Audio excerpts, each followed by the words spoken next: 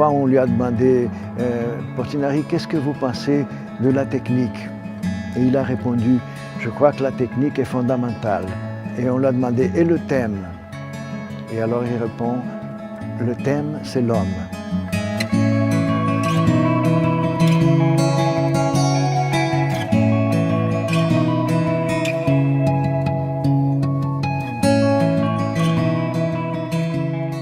Il y a eu un historien de l'art qui a dit aucun peintre n'a peint un pays autant que Portinari a peint le sien. Quand il a eu 15 ans, il est parti à Rio de Janeiro pour faire ses études à l'École nationale de beaux-arts. Alors il y avait un salon qui se tenait toutes les années et qui était la grande opportunité pour un jeune peintre de commencer sa carrière parce que le premier prix, c'était le prix de voyage en Europe.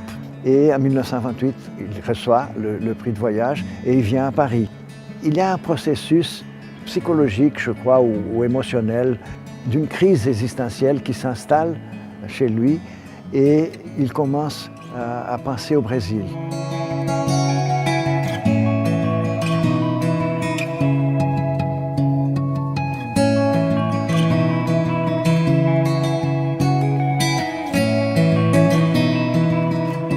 Portinari avait eu une enfance pauvre, il avait vu la violence, il avait vu les inégalités sociales et ça, c'est resté gravé dans son âme, dans ses yeux, toute la vie.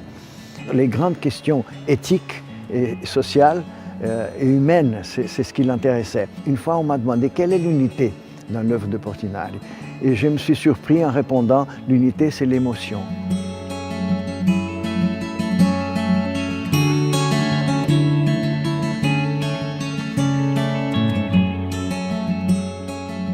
Le diptyque Guerre et Paix fut offert par le gouvernement brésilien à l'ONU et installé à son siège à New York en 1957.